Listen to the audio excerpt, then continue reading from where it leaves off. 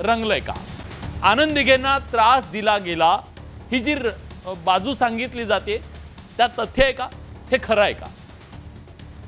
आणि या सगळ्या मुद्द्यांच्या संदर्भात चर्चा करण्यासाठी आज आपल्या सोबत मान्यवर पाहुणे आहेत। रोज आपण राजकीय नेत्यांना एकमेकांवर तुटून पडताना पाहिलेलं असेल, पण आज राजकीय कलगीतुरा नाहीये, तर बाळासाहेब आणि आनंद दिघे या दोघांनाही अगदी जवळून ओळखणारे, त्याची बातमीदारी करणारे सगळे ज्येष्ठ पत्रकार आपल्या सोबत आहेत।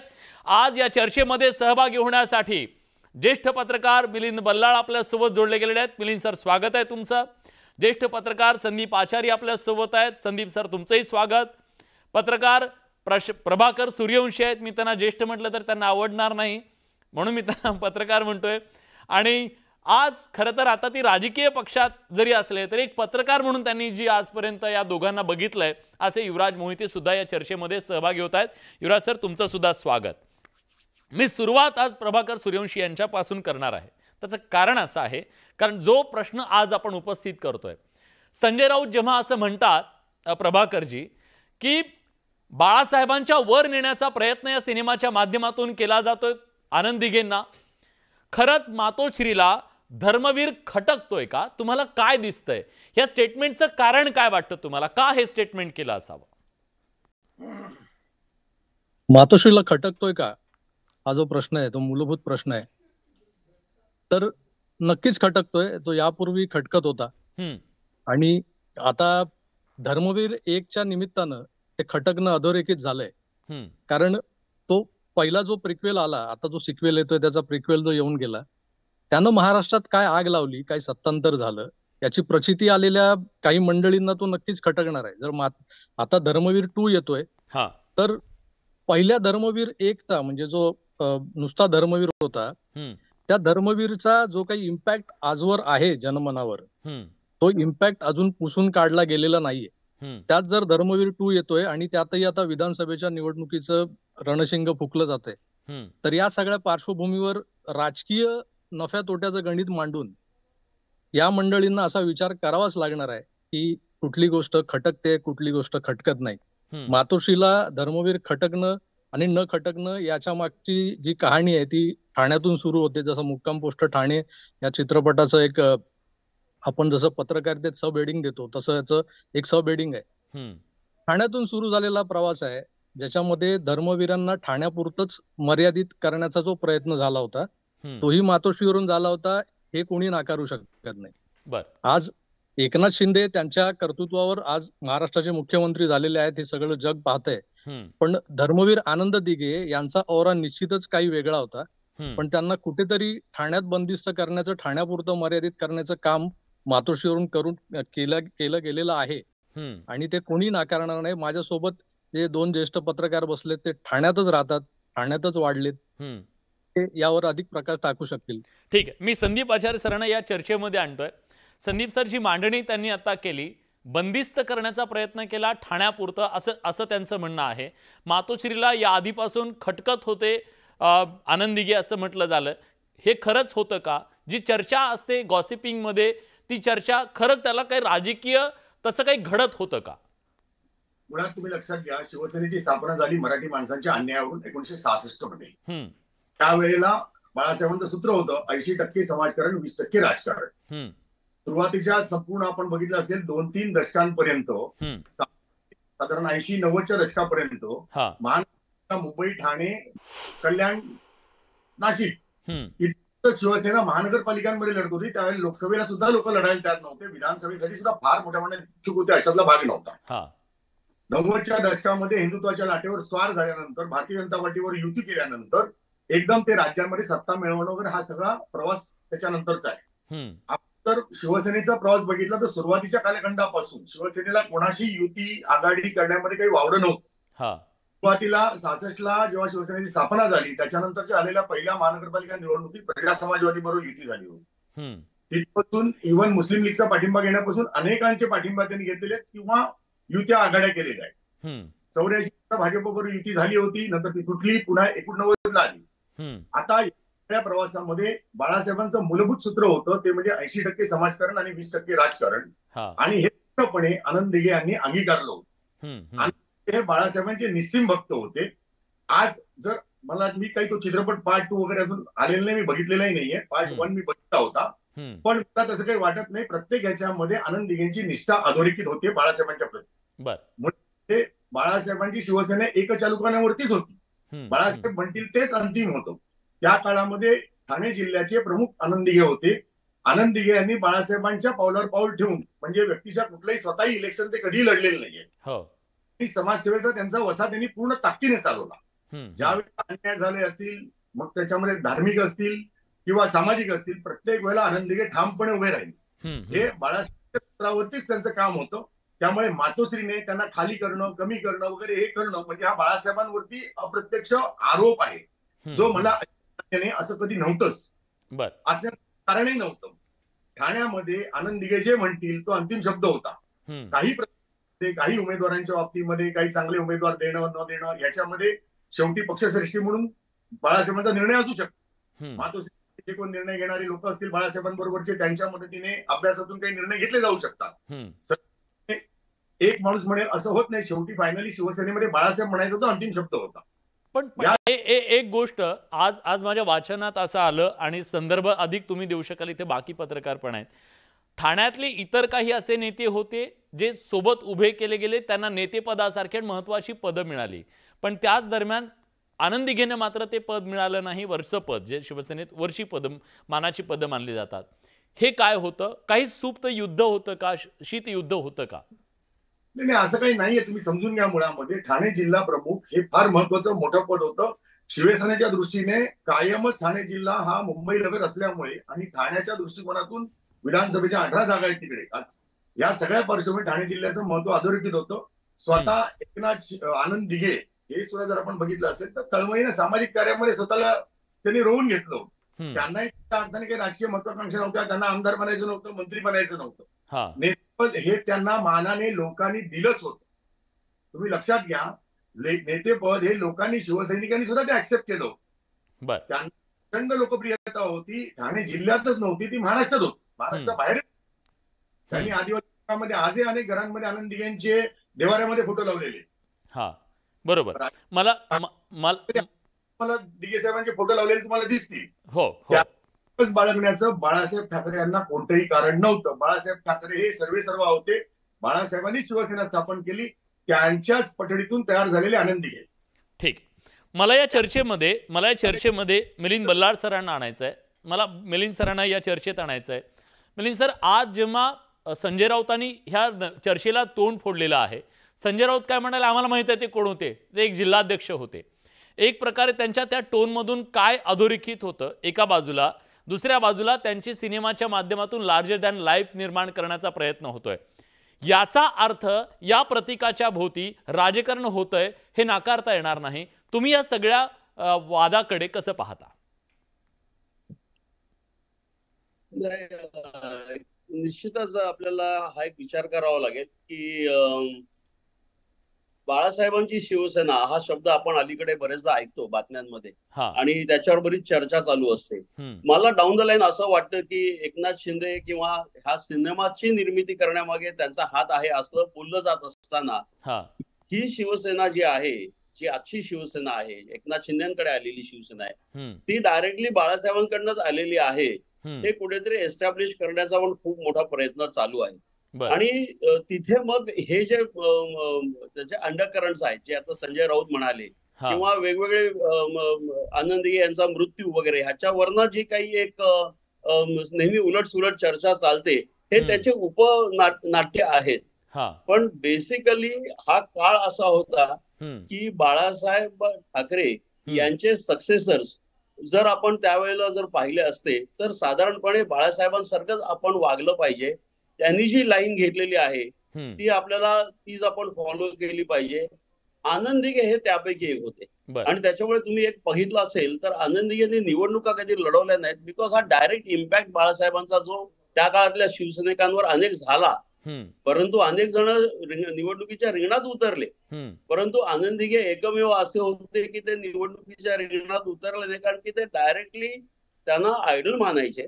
आणि मला वाटतं तो आयडल मानणं जो आहे त्याच्यातनं हा चित्रपटाचं जर आपण पाहिलं पर्स्पेक्टिव्ह, तर बाळासाहेबांची जी शिवसेना आहे की आता गरज असेल, आताच्या शिवसैनिकांना गरज असेल की सक्रिय राजकारणात उतरल्याशिवाय आपल्याला काही करता येणार नाही किंवा किंग मेकर होणं तेवढं सोपं नाही हे सुद्धा अनेकांच्या लक्षात आलं असेल.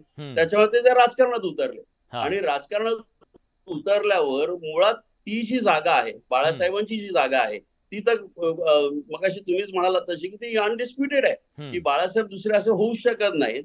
परंतु बाळासाहेबांच्या जवळ जाणारा माणूस कोण होता? तर आनंद दिघे होता. मग आनंद दिघे कोण आहेत? तर आनंद दिघेंच्या आपण जितक्या जवळ जाऊ तितका ह्या शिवसेनेला फायदा होणार आहे. कारण की बाळासाहेबांच्या जवळ जाऊन त्यांना आता तिथेच त्याच्या ओनरशिप वरनं डिव्हिजन झालेली आहे की उद्धव ठाकरे म्हणतात बाळासाहेब, डेफिनेटली ठाकरे आडनाव सुद्धा त्यांचं आहे. परंतु हा एक खूप महत्वाचा मुद्दा आहे.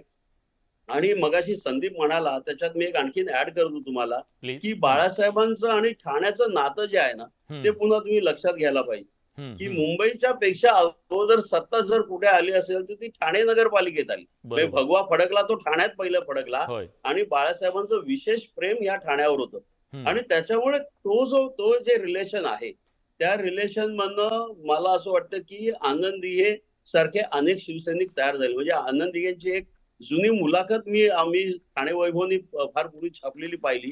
तर हे शाळेत असताना पळून जाऊन बाळासाहेबांची भाषणं ऐकणाऱ्या वगैरे ती शिवसैनिकांची पिढी आहे. आणि तो जो स्पिरिट आहे ते शिवसैनिकांचं स्पिरिट आहे ते बहुतेक एकनाथ शिंदे किंवा या चित्रपटाच्या संदर्भात त्यांच्यावर जो सातत्याने आरोप होतोय की हे चित्रपट ते मुद्दाम त्यांचं प्रोपगंडा करण्यासाठी करतात. मला असं वाटतं ते स्पिरिट जे आहे शिवसेनेचं ते आणण्याचा प्रयत्न हा चित्रपटाच्या माध्यमातून होतोय.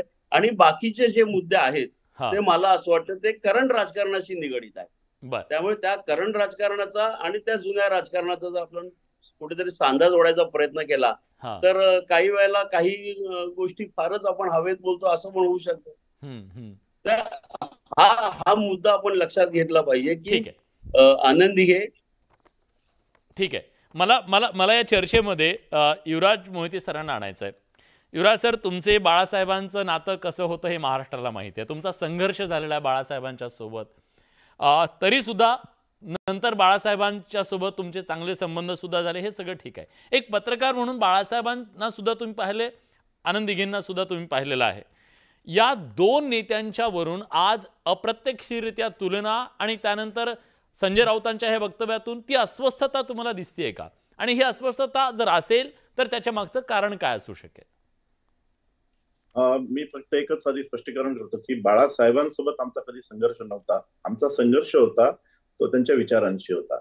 आणि सगळ्यात महत्वाचं म्हणजे नाही, खूप महत्वाचं आहे, हे व्यक्तिगत काही संघर्ष नव्हता तो.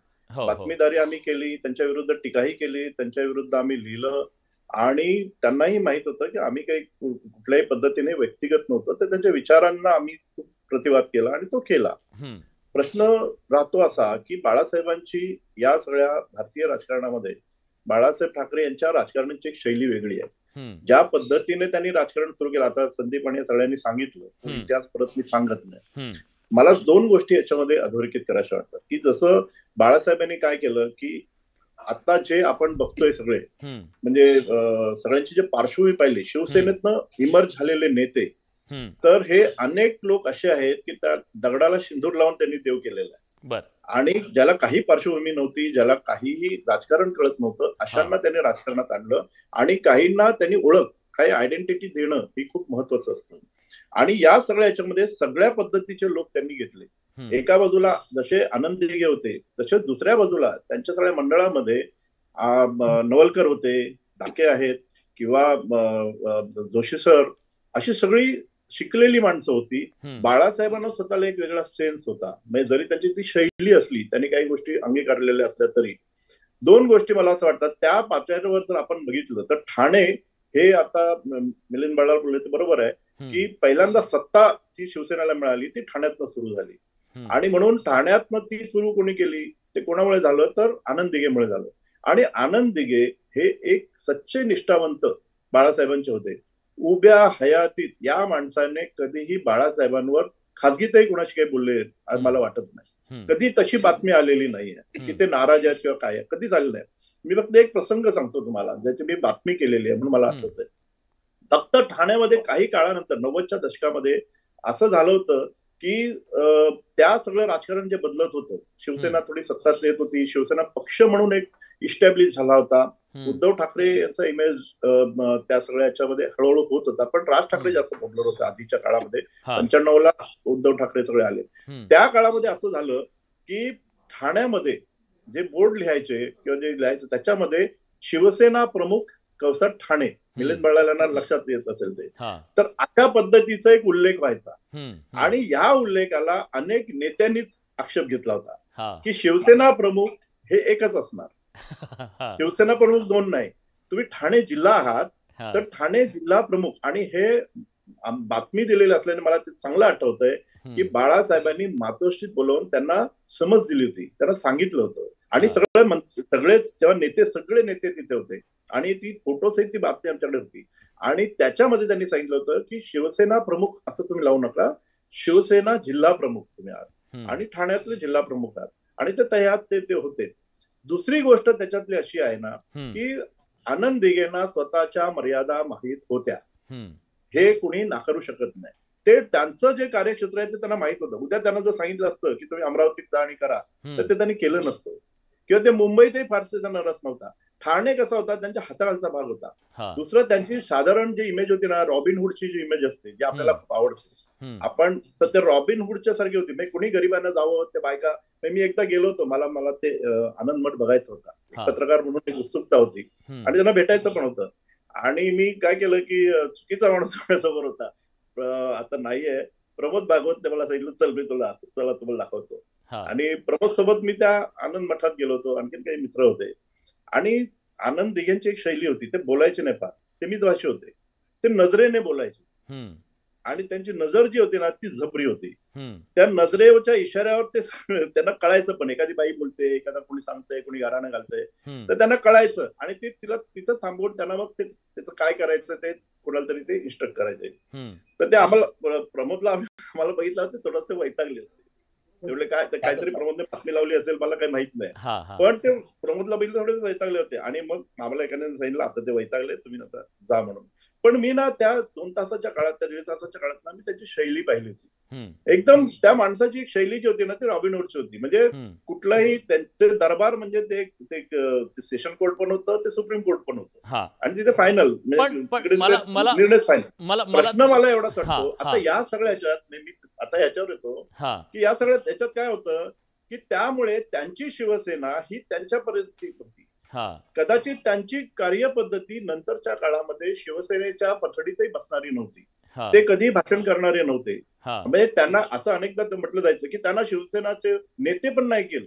आक्षेप अनेकदा होता. बघा, ते नेते मंडळात नव्हते, कारण तो सगळ्यात जुना माणूस, आणि सगळे नेते झाले आणि ते नेते नाही झाले. मला असं वाटतं ते नेतेपणाचं ना त्यांच्याकडे एक तर ती त्यांना ते आवडतही नसावं. आणि दुसरी गोष्ट म्हणजे त्या लेवलचं त्यांचं म्हणजे बोलण्याचं काम असेल, सतत मुंबईला येणं, त्या मिटिंग घेणं, कार्यकर्ता. मला तेच विचारायचं आहे प्रभाकरजी, नेतेपद त्यांना शेवटपर्यंत न मिळणं म्हणजे शिवसेनेत किती नेते होऊन गेले, मला तर वाटतं आपल्याच डायसवर कित्येक लोक येतात नेते असलेले, पण आनंद दिघेंना नेतेपद न मिळणं हे केवळ त्यांना बोलता येत नव्हतं म्हणून, त्यांना ठाण्याच्या बाहेर यायचं नव्हतं म्हणून, की त्यांना तिथं ठेवायचं होतं म्हणून? काय मर्यादा होत्या त्या, मर्यादा होत्या त्या. नाही, कसं आहे, युवराजजी म्हणतायत त्यातही तथ्य आहे, त्यांच्या काही मर्यादा होत्या. प्रत्येक माणसाच्या काही मर्यादा असतात. बाळासाहेबांसारखं अमोघ वक्तृत्व हे दिघे साहेबांकडे नव्हतंच मुळी. आणि त्यांना जवळून पाहणारे म्हणजे हे तिघेही पत्रकार आहेत, माझे ज्येष्ठ आहेत. मी खूप लहान असताना त्यांना बऱ्याचदा भेटलेलो आहे, कारण माझे वडील शिवसैनिक होते आणि त्यांच्यासोबत मी बऱ्याचदा त्यांना भेटलेलो आहे. तर त्यांच्याबद्दल तेवढं समजून घेणं, आकलन करून घेणं ही काही माझी त्यावेळेची क्षमता नव्हती, बुद्धी नव्हती. पण त्यानंतरचा जो अभ्यास आहे, पत्रकारितेत इतकी वर्ष घालवल्यानंतर आनंद दिघे धर्मवीर म्हणून एस्टॅब्लिश झाले वगैरे, या सगळ्या गोष्टींकडे पाहता आपण जर विचार केला तर जसं संदीप आचार्यजी म्हणाले की ठाण्यापुरते ते मर्यादित राहिले किंवा ठाणा हा त्यांच्या हाताखालचा भाग होता आणि त्यामुळे ते महाराष्ट्राबाहेर जाऊ शकले नाहीत, म्हणजे महाराष्ट्रभर जाऊ शकले नाहीत. तर कसं आहे की जसं एक चालकांवरती जसं हे संघटन आहे शिवसेना, तर ह्या चालकाने जेव्हा आदेश दिले एखाद्याला की तुम्ही ही जबाबदारी घ्या, त्यानंतरच तो सैनिक पुढे काहीतरी करतो, असं हे शिवसेनेचं एकंदर शिवसेनेची कार्यपद्धती आहे. दिघे साहेबांना कुठेतरी त्यांचा आवाका पाहता, म्हणजे ती निवड ठाण्यातच नाहीत, अगदी आमच्या पालघर जिल्ह्यात म्हणा किंवा त्याच्या पुढच्याही वाडा, जव्हार, मोखाडा या आदिवासी भागातही त्यांचं काम होतं. तिथपर्यंत त्यांनी शिवसेना पोहोचवली होती. वसई सारख्या इथे ख्रिश्चन प्राबल्य असलेल्या भागामध्येही त्यांनी शाखा उघडली, तिथे शिवसैनिकांची मोठ बांधली. याचा अर्थ दिघे साहेबांचा आवाका नव्हता का, त्यांची कुवत नव्हती का? तर होती. पण कसं आहे की मातोश्रीवरती दरबारी लोकांची जी काही एक, ज्याला आता आपण किचन कॅबिनेट म्हणतो, तशी जी काही मनसबदारांची जी काही फळी आहे ती पूर्वी होती बाळासाहेबांच्या भोवती. त्यांच्यापैकी कानाला लागणं, हे करणं आणि ज्या पद्धतीने त्यांना नेतेपद न मिळालं, याच्या मागे त्या बऱ्याच गोष्टी आहेत.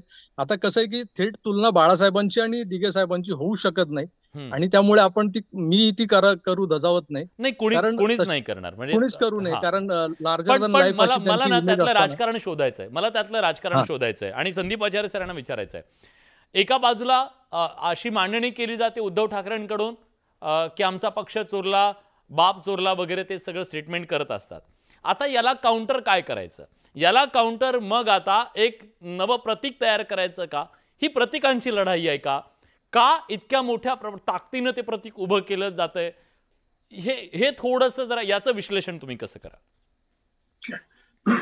हा इमेज बिल्डिंगचा पण भाग आहे, आणि दुसरी गोष्ट म्हणजे एकनाथ शिंदे यांचं आनंद दिघे यांच्याविषयी असणारं अतोनात प्रेम, गुरु शिष्य नातं वेगळं होतं.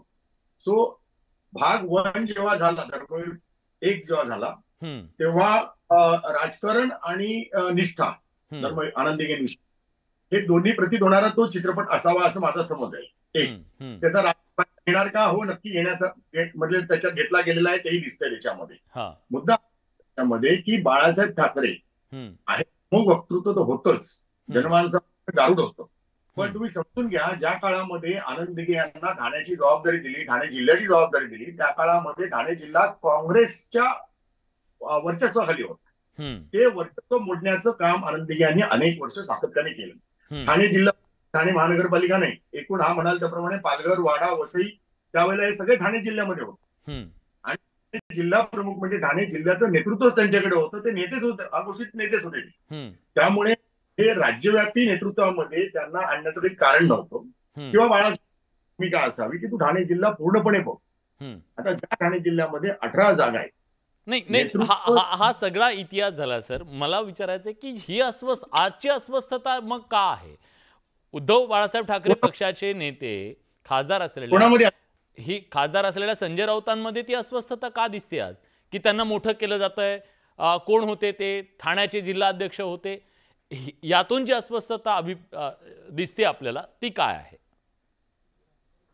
आता कसं माहितीये का, हा पार्ट 2 बघितल्यानंतरच त्याचं नीट उत्तर देता येईल, खरं सांगायचं तर.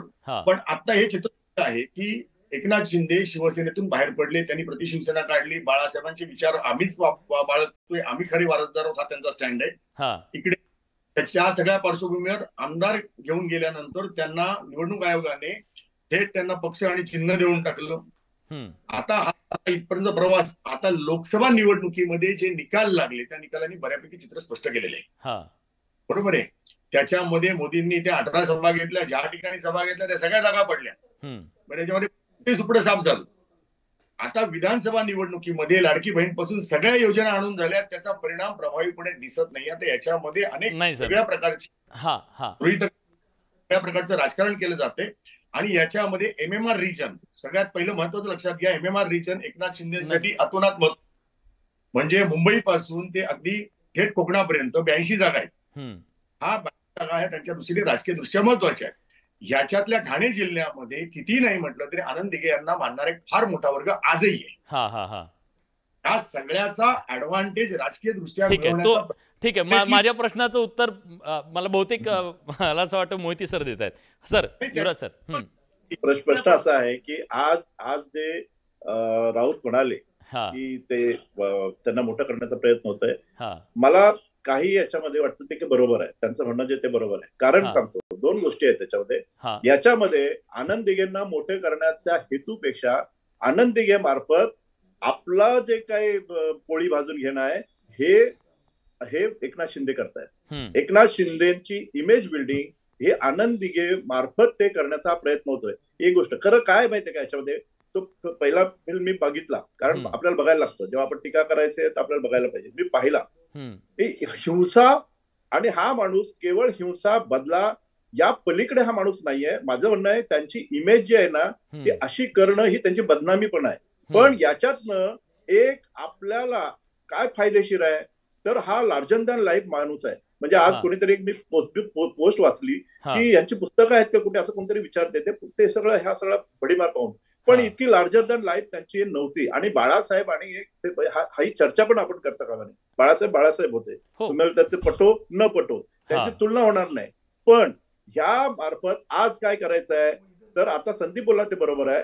आपल्याला नंबर वाढवायचा असेल तर आपली इमेज सुधारायची आहे. आपल्याला इमेज सुधारायची असेल तर आपल्याला बाळासाहेब आपल्याला आता उपयोगी पडणार नाहीत, हे त्यांना नीट कळलेलं आहे. मग आता उपयोगी कोण पडेल तर आनंद दिघे. आणि आनंद दिघे हा त्यांचा शेवटचा सोर्स आहे. मला दुसरं असं वाटतं की याच्यात ना खूप वाईट गोष्टी आहेत. म्हणजे उद्या असं आहे की हे जर आपण उदात्तीकरण करायला झालो तर उद्या नारायण राणे काढतील पिक्चर. हो, माझा वेळ संपला सर. मिलिंद सरांना विचारतो हाच प्रश्न. मिलिंद सर तुम्हाला पण अस्वस्थतेचं कारण आनंद दिघे नाही, अस्वस्थता म्हणजे मला असं वाटतं की शिवसेनेचा जो पॉवर सेंटर आहे हा मुंबई बाहेर कधी गेलेलाच नाही. मी जर नोटीस केलं असेल तर मनोहर जोशी असतील, नारायण राणे असतील, आणि इथे फर्स्ट टाइम आपण एकनाथ शिंदे म्हणजे तो ठाण्याच्या मुंबईच्या बाहेर गेला. आणि मुंबईतल्या शिवसेनेला ही गोष्ट आवडणारी नाही, ती पटणारी नाही, पचणारी पण नाही. आणि त्याच्यामुळे ठाणे आणि मुंबई या शिवसेनेमध्ये कायम एक थोडासा दुरावा राहिलेला आहे, जो ठाण्याच्या बाबतीत सातत्याने होत असतो. की जरी आम्ही अगदी मुंबईला लागून असलो ठाणं, तरी देखील एक उपेक्षा म्हणतो आपण, किंवा मोठ्या सावलीखाली एखादं छोटं झाड वाढू शकत नाही. तसं ठाण्याची वाढ जी आहे ही वाढ तशी थांबवण्याचा प्रयत्न डायरेक्टली इनडायरेक्टली होत गेला. आणि तो जो काही असेल ही संपूर्णपणे जी मानसिकता आहे त्याचा कुठेतरी मला वाटतं आनंद दिघेंना सुद्धा त्रास झाला. म्हणजे त्यांच्याकडे वक्तृत्व नव्हतं, बरोबर आहे, पण संघटनात्मक चांगली ताकद होती.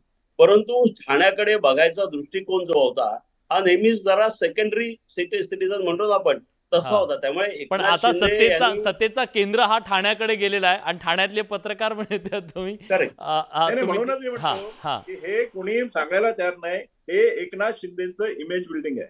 ठीक आहे, आणि त्यामुळे संदीप सर शेवटची कमेंट शेवटची 30 सेकंद प्लीज. एक मुद्दा लक्षात घ्या, आनंद दिघे साहेब आणि बाळासाहेब ठाकरे दोघांच्याही निधनानंतर एकनाथ शिंदे यांना जर नेतेपद दिलं असेल तर ते उद्धव ठाकरे मुख्यमंत्री आणि नंतर जी खाती उद्धव ठाकरेंनी दिलेली आहे पहिल्यांदा समजून घ्या. त्यामुळे ठाण्यावर अन्याय वगैरे म्हणण्यात काही अर्थ नाहीये. ठाणे जिल्ह्यामध्ये 9 महापालिका आहेत, ठाणे जिल्ह्याची संख्या मोठी आहे, ठाणे जिल्ह्यामध्ये सगळं ताकद मोठी आहे. आणि हे सर्व एक हाती एकनाथ शिंदेना शिवसेनेने केलेलं आहे ना, असं नाही केलं की तिथे फाटे फोडले. ठीक आहे. पण आज संजय राऊत यांच्या त्या वक्तव्याच्या नंतर निश्चितपणे जी दबक्या आवाजात असेल, सोशल मीडियावर कमेंटच्या माध्यमातून असेल, पोस्टच्या माध्यमातून असेल, जो सुप्त संघर्ष असतो तो संघर्ष मात्र चव्हाट्यावर आला. आणि तोच मुद्दा आज आपण चर्चेला आणू या सगळ्या पत्रकारांच्या माध्यमातून विचारात घेतला. पण आम्ही प्रेक्षकांना जेव्हा हा प्रश्न विचारला तेव्हा प्रेक्षकांनी काय उत्तर दिलं बघा. आज आपण प्रेक्षकांना प्रश्न विचारलेला होता की मातोश्रीला खटकतोय का धर्मवीर, बघा तर 43% लोक म्हणतात होय, 57% लोकांना वाटते नाही, असं नाहीये. पण राजकारण मात्र निश्चित होणार आहे. सिनेमा पडद्यावर असला तरी पिक्चर अभी बाकी है, कारण निवडणुका तोंडावर आहेत. या चर्चेमध्ये आपण आलात त्याबद्दल सगळ्यांचे मनापासून आभार. बडे मुद्देत आपण इथेच थांबतोय. ताज्या घडामोडींसाठी बघत रहा न्यूज 18 लोकमत.